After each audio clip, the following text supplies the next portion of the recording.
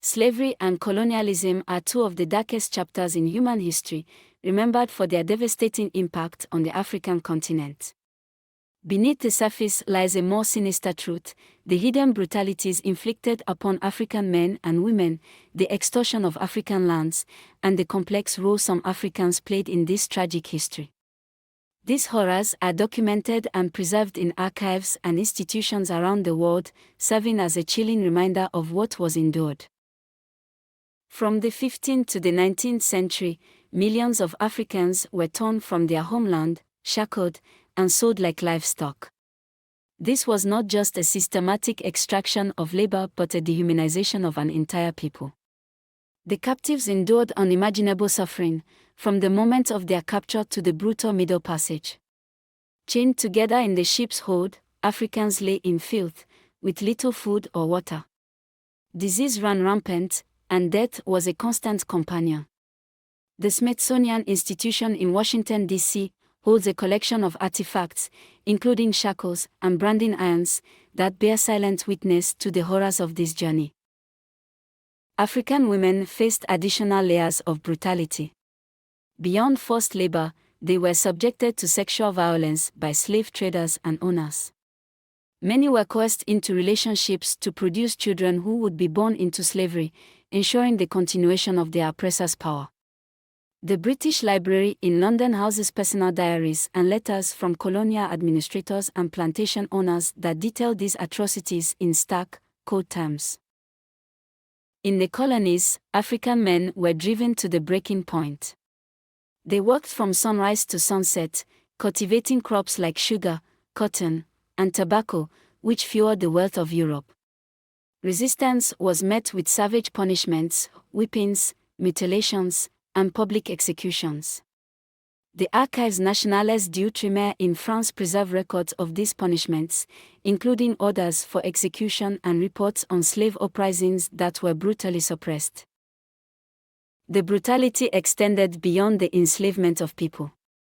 The extortion of African lands was a critical part of the colonial project. European powers carved up the continent, seizing vast territories rich in resources. The Berlin Conference of 1884 to 1885, where Africa was divided among European nations, marked the official start of this land grab.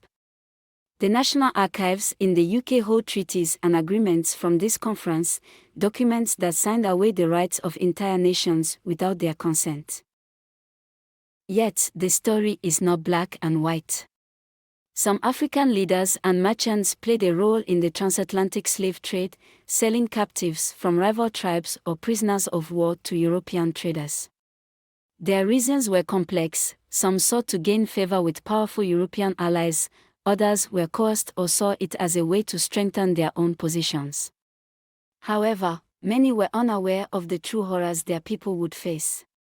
The Royal African Society in London holds records of these transactions, providing a sobering glimpse into the intricate web of complicity and survival.